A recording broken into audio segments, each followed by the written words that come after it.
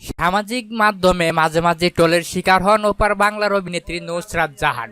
নেটিজেনদের একটা বড় অংশের ধারণা ঠোঁটে ফিলার করেছেন তিনি। এবার অনেকটা এমন ইঙ্গিতেই কটাক্ষ ছুড়ে দেওয়া হলো নুসরাতকে। তবে চুপ থাকেননি অভিনেত্রী, দিয়েছেন উপযুক্ত জবাব। ইনস্টাগ্রামে নূর নাহার তাজমিন নামে এক ব্যবহারকারী নুসরাতের একটি পোস্টে মন্তব্য করেন। ইনস্টাগ্রামে নূর নাহার তাজমিন নামে এক ব্যবহারকারী নুসরাতের একটি পোস্টে মন্তব্য করেন, নুসরাত দি, তোমার ঠোঁটটা হাঁসের মতো আর ঠোঁট দুটো যেটা লেখার মতন নয়, সেই কথা উল্লেখ করেছেন। ওই ব্যবহারকারী উদ্দেশ্যে নিজের ইনস্টাগ্রাম অ্যাকাউন্ট থেকে জবাব দেন নুসরাত। মন্তব্যের উত্তরে লেখেন, নূর, তুমি খুব সুন্দর, তোমাকে অনেকটা ভালোবাসা।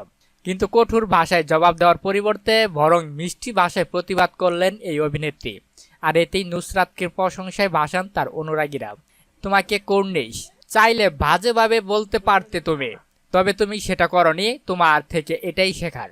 এবছরের লোকসভা নির্বাচনের টিকিট পাননি নুসরাত। প্রাক্তন এই সাংসদকে ইদানিং কম দেখা যায় রাজনৈতিক মঞ্চে। বছর খানেক আগে নুসরাত ও তার পার্টনার যশ দাস গুপ্ত খুলেছিলেন এক প্রযোজনা সংস্থা।